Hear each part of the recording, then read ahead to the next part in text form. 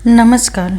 प्रस्तुत है मुंशी प्रेमचंद द्वारा लिखा उपन्यास प्रेमा, अंतिम भाग। शोकदायक घटना। पूर्णा, रामकली और लक्ष्मी तीनों बड़े आनंद से हिल मिलकर रहने लगी। उनका समय अब बातचीत, हंसी दिल्लगी में कट जाता। चिंता की परछाएं भी न दिखाई देती। पूर्णा 2-3 महीने में निखर कर ऐसी कोमलांगी हो गई थी कि पहचान में नहीं आती थी। रामकली भी खूब रंग रूप निकाले थे। उसका निखार और यौवन पूर्णा को भी मात करता था।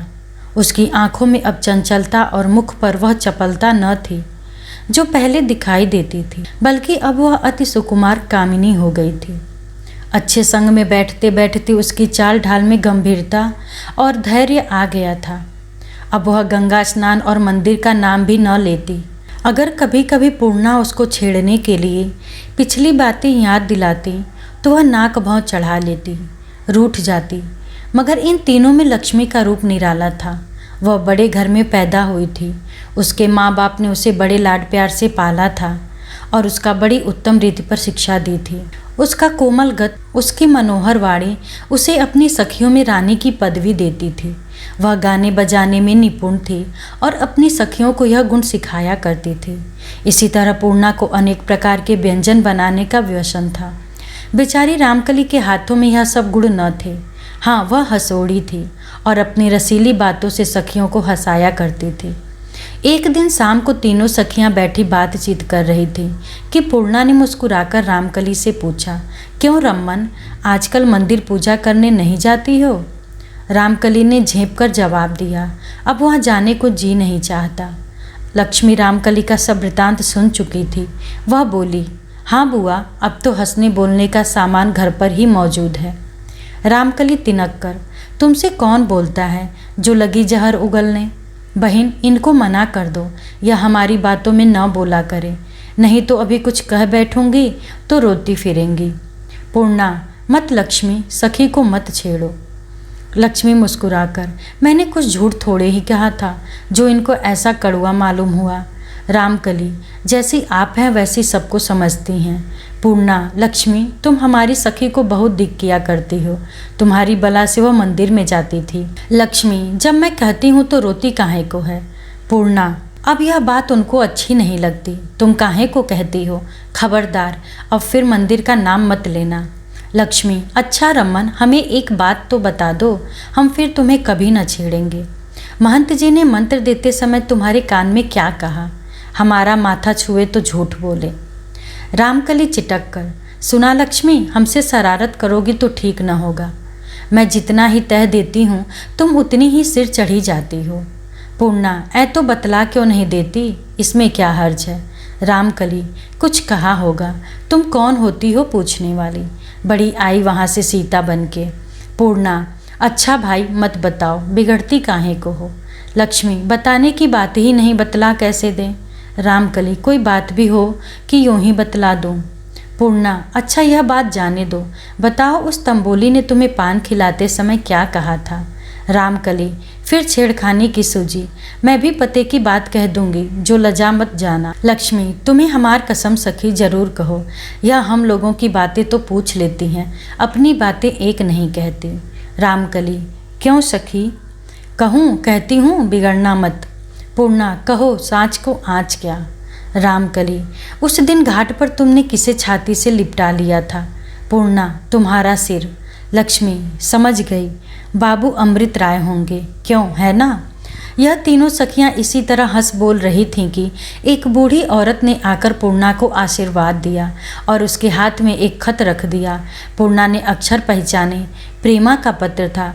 उसमें यह लिखा था, प्यारी पूर्णा, तुमसे भेंट करने को बहुत जी चाहता है, मगर यहाँ घर से बाहर पाँव निकालने की मजाल नहीं, इसलिए यह खत लिखती हूँ। मुझे तुमसे एक अति आवश्यक बात करनी है जो पत्र में नहीं लिख सकती हूँ। अगर तुम बिल्लो को इस पत्र का जवाब देकर भेजो तो जबानी कह दूंगी। देखो, देर मत करना, नहीं तो अनर्थ हो जाएगा। 8 बजे के पहले बिल्लो यहाँ अवश्य आ जाए। तुम्हारी सखी प्रेमा। पत्र पढ़ते ही पूर्णा का चित्त व्याकुल हो गया। चेहरे का रंग उड़ गया और अनेक प्रकार की शंकाएं आने लगी। या नारायण, अब क्या होने वाला है? लिखती है, देखो देर मत करना, नहीं तो अनर्थ हो जाएगा। क्या बात है, अभी तक वह कचहरी से नहीं लौटे, रोज तो अब तक आ जाया करते थे। इनकी यही बात तो हमको अच्छी नहीं लगती। लक्ष्मी और रामकली ने जब उसको ऐसा व्याकुल देखा तो घबरा कर बोली, क्या बहन, कुशल तो है? इस पत्र में क्या लिखा है? पूर्णा, क्या बताऊं क्या लिखा है। रामकली, तुम जरा कमरे में जाके झांको तो आए हैं या नहीं। रामकली ने आकर कहा, अभी नहीं आए। लक्ष्मी, अभी कैसे आएंगे, आज तो 3 आदमी व्याख्यान देने गए हैं। इसी घबराहट में 8 बजा।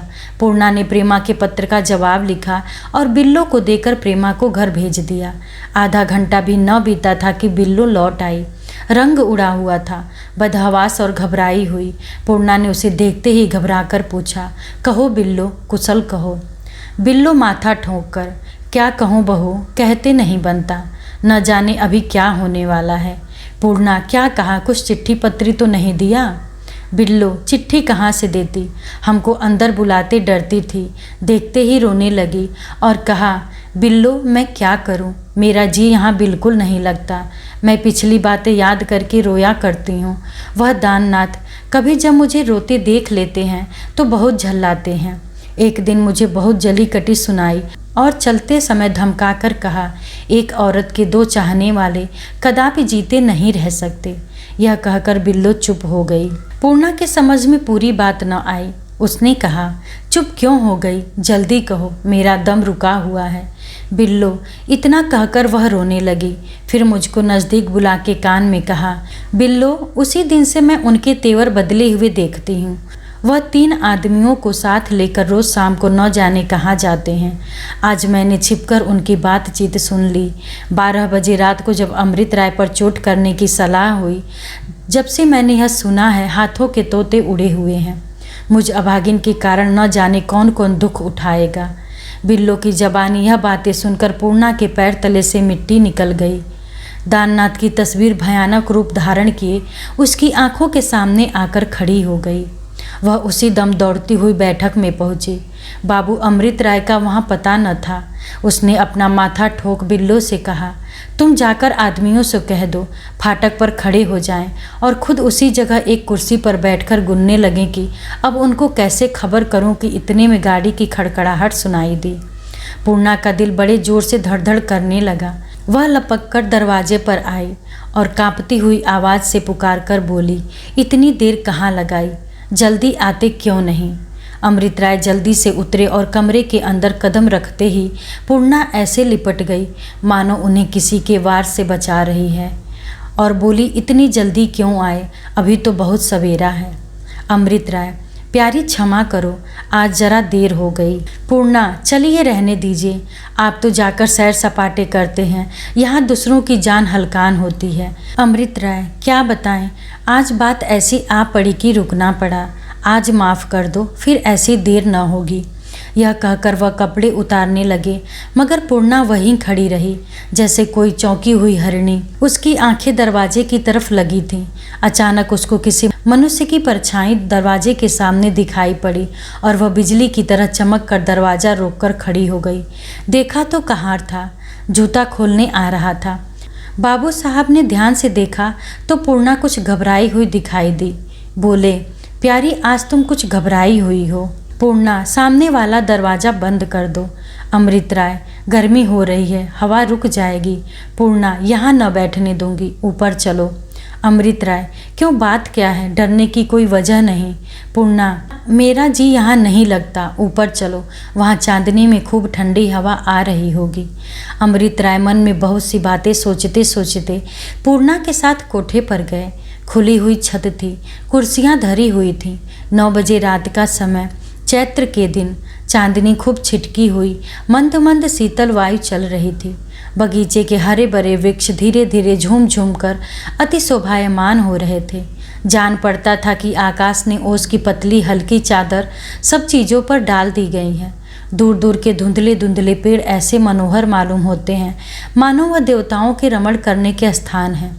यहाँ वह उस तपोवन के वृक्ष हैं जिनकी छाया में शकुंतला और उसकी सखियाँ भ्रमण किया करती थीं और जहाँ उस सुंदरी ने अपनी जान के आधार राजा दुष्यंत को कमल के पत्ते पर प्रेम पाती लिखी थी। पूर्णा और अमृत राय कुर्सियों पर बैठ गए। ऐसे सुखदाय एकांत में चंद्रमा की किरणों ने उनके दिलों पर आक्रमण करना शुरू किया। अमृत राय ने पूर्णा के रसीले अधर चूमकर कहा, आज कैसी सुहावनी चांदनी है। पूर्णा, मेरी जी इस घड़ी चाहत है कि मैं चिड़िया होती। अमृत राय, तो क्या करती? पूर्णा, तो उड़कर उन दूर वाले पेड़ों पर जा बैठती। अमृत राय, आहा, हाँ, देखा लक्ष्मी कैसा आलाप रही है। पूर्णा, लक्ष्मी का सा गाना मैंने कहीं नहीं सुना। कोयल की तरह कूकती है। सुनो कौन गीत है, सुनो, मोरी सुध जन बिसरे हो महाराज। अमृत राय, जी चाहता है उसे यहीं बुला लूं। पूर्णा, नहीं, यहाँ गाते ल जाएगी। सुनो, इतनी विनय मैं तुमसे करत हूँ, दिन दिन स्नेह बढ़े हो महाराज। अमृत राय, हाय, जी बेचैन हुआ जाता है। पूर्णा, जैसे कोई कलेजे में बैठा चुटकियाँ ले रहा हो, कान लगा हो, कुछ सुना?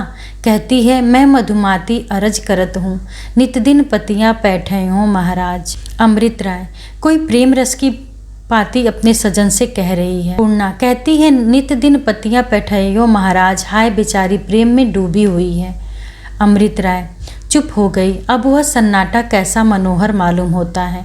पूर्णा, प्रेमा भी बहुत अच्छा गाती थी, मगर नहीं। प्रेमा का नाम जबान पर आते ही पूर्णा एकाएक चौंक पड़ी और अमृत राय के गले में हाथ डालकर बोली, क्यों प्यारे, तुम उन गड़बड़ी के दिनों में हमारे घर जाते थे तो अपने साथ क्या ले जाया करते थे? अमृत राय आश्चर्य से, क्यों, किस लिए पूछती हो? पूर्णा, यूं ही ध्यान आ गया। अमृत राय, अंग्रेजी तमचा था, उसे पिस्तौल कहते हैं। पूर्णा, भला किसी आदमी को पिस्तौल की गोली लगे तो क्या हो? अमृत राय, तुरंत मर जाए। पूर्णा, मैं चलाना सीखूं तो आ जाए? अमृत राय, तुम पिस्तौल चलाना सीखकर क्या करोगे? मुस्कुराकर, क्या नैनों की कटारी कुछ कम है? इस दम यही जी चाहता है कि तुमको कलेजे में रख लूं। पूर्णा हाथ जोड़कर, मेरी तुमसे यही विनय है, मेरा सुधजन बिसरे हो महाराज। यह कहते कहते पूर्णा की आंखों में नीर भर आया। अमृत राय भी गदगद स्वर हो गए और उसको खूब भेज भेज प्यार किया। इतने में बिल्लो ने आकर कहा, चलिए रसोई तैयार है। अमृत राय तो उधर भोजन पाने गए और पूर्णा ने इनकी अलमारी खोलकर पिस्तौल निकाल ली और उसे उलट पुलट कर गौर से देखने लगी। जब अमृत राय अपने दोनों मित्रों के साथ भोजन पाकर लौटे और पूर्णा को पिस्तौल लिए देखा तो जीवननाथ ने मुस्कुराकर पूछा, क्यों भाभी, आज किसका शिकार होगा? पूर्णा, इसे कैसे छोड़ते हैं, मेरे तो समझ में ही नहीं आता। जीवननाथ, लाओ मैं बता दूं। यह कहकर जीवननाथ ने पिस्तौल हाथ में ली, उसमें गोली भरी और बरामदे में आए और एक पेड़ के तने में निशान लगाकर 2-3 फायर किए। अब पूर्णा ने पिस्तौल हाथ में ली, गोली भरी और निशाना लगाकर दागा, मगर ठीक न पड़ा। दूसरा फायर किया, अब की निशाना ठीक बैठा। तीसरा फायर किया, वह भी ठीक। पिस्तौल रख दी और मुस्कुराते हुए अंदर चली गई। अमृत राय ने पिस्तौल उठा लिया और जीवननाथ से बोले, कुछ समझ में नहीं आता कि आज इनको पिस्तौल की धुन क्यों सवार है। जीवननाथ, पिस्तौल रख देख के छोड़ने की जी चाहा होगा। अमृत राय, नहीं, आज जब से मैं आया हूँ कुछ घबराया हुआ देख रहा हूँ।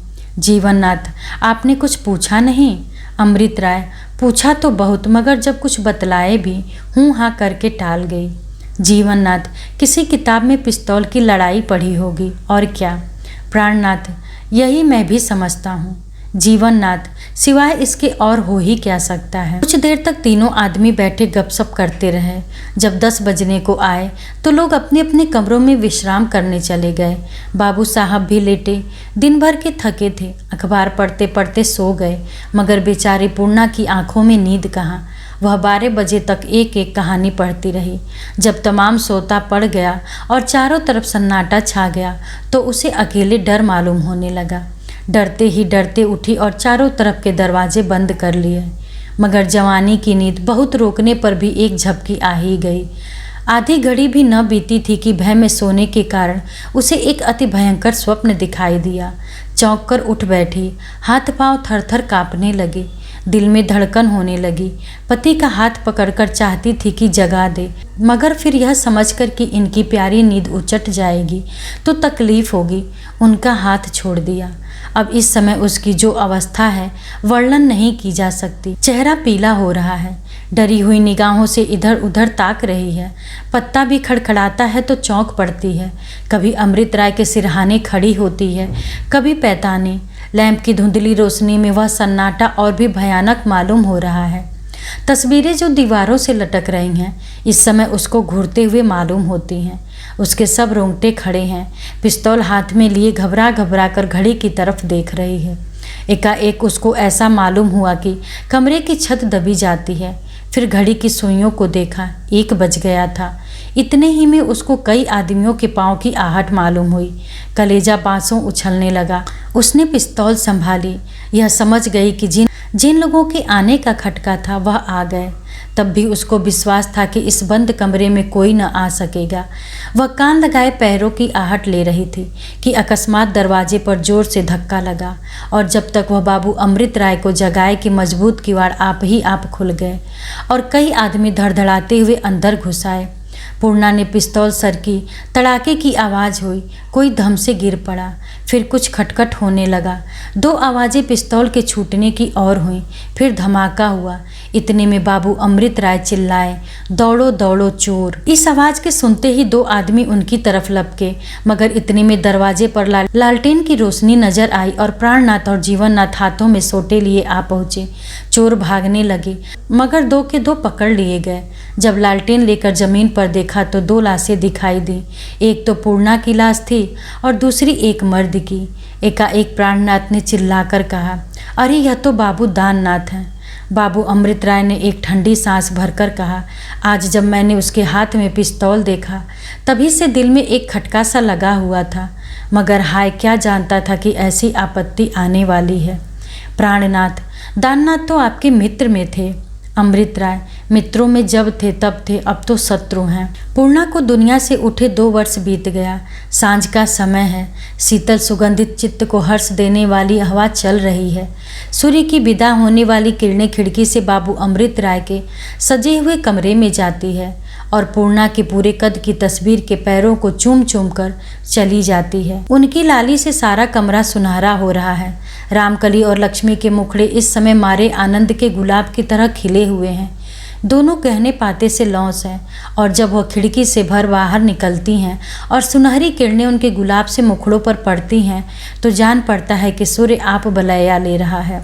वह रह रहकर ऐसी चितवनों से ताकती हैं जैसी किसी की रही हैं।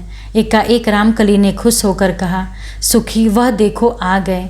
उनके कपड़े कैसे सुंदर मालूम देते हैं। एक अति सुंदर फिटन चमचम करती हुई फाटक के अंदर दाखिल होती है और बंगले के बरामदे में आकर रुकती है। बाबू अमृत राय उसमें से उतरते हैं, मगर अकेले नहीं। उनका एक हाथ प्रेमा के हाथ में है। यद्यपि बाबू साहब का सुंदर चेहरा कुछ पीला हो रहा है, मगर होठों पर हल्की सी मुस्कुराहट झलक रही है और माथे पर केसर का टीका और गले में खूबसूरत हार और शोभा बढ़ा रहे हैं। प्रेमा सुंदरता की मूरत और जवानी की तस्वीर हो रही है। जब हमने उसको पिछली बार देखा था तो चिंता और दुर्बलता के चिन्ह मुखड़े से पाए जाते थे, मगर कुछ और ही यौवन है। मुखड़ा कुंदन के समान दमक रहा है, बदन गदराया हुआ है, बोटी बोटी नाच रही है। उसकी चंचलता देखकर आश्चर्य होता है कि क्या वही पीली मुंह और उलझे बाल वाली रोगिन है। उसकी आंखों में इस समय एक घड़े का नशा समाया हुआ है। गुलाबी जमीन की हरे किनारे वाली साड़ी और ऊदे रंग की कलाइयों पर चुनी हुई जैकेट उस पर खिल रही है। उस पर गोरी गोरी कलाइयों में जड़ाऊ कड़े, बालों में गूथे हुए गुलाब के फूल, माथे पर लाल रोली की गोल बिंदी और पाँव में जरदोज के काम के सुंदर में सुहागा हो रहे हैं। इस ढंग के सिगार से बाबू साहब को विशेष करके लगाव है, क्योंकि पूर्णा देवी की तस्वीर भी ऐसी ही कपड़े पहने दिखाई देती है और उसे देखकर कोई मुश्किल से कह सकता है कि प्रेमा की ही सूरत आईने में उतरकर ऐसा यौवन नहीं दिखा रही है। अमृत राय ने प्रेमा को एक मखमली कुर्सी पर बिठा दिया और मुस्कुरा कर बोले, प्यारी प्रेमा, आज मेरी जिंदगी का सबसे मुबारक दिन है। प्रेमा ने पूर्णा की तस्वीर की तरफ मलिन चितवनों से देखकर कहा, हमारी जिंदगी का क्यों नहीं कहते। प्रेमा ने यह कहा था कि उसकी नज़र एक लाल चीज़ पर जा पड़ी जो पूर्णा की तस्वीर के नीचे एक खूबसूरत दीवारगिरी पर धरी हुई थी। उसने लपक कर उसे उठा लिया और ऊपर का रेशमी गिलाफ हटाकर देखा तो पिस्तौल था। बाबू अमृत राय ने गिरी हुई आवाज़ में कहा, यह प्यारी पूर्णा की निशानी है, इसी से उसने मेरी जान बचाई थी। यह कहते कहते उनकी आवाज़ कांपने लगी। प्रेमा ने यह सुनकर उस पिस्तौल को चूम लिया और फिर बड़ी लिहाज के साथ उसी जगह पर रख दिया। इतने में दूसरी फिटन दाखिल होती है और उसमें से 3 युवक हंसते हुए उतरते हैं। तीनों को हम पहचानते हैं। एक तो बाबू जीवन नाथ हैं, दूसरे प्राणनाथ हैं और तीसरे प्रेमा के भाई बाबू कमला प्रसाद हैं। कमला प्रसाद को देखते ही प्रेमा कुर्सी से उठ खड़ी हुई, जल्दी से घूंघट निकालकर सिर झुका लिया।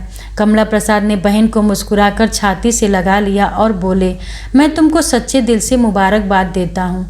दोनों युवकों ने गुल मचाकर कहा, जलसा कराइए जलसा, यूँ तो पीछा न छूटेगा।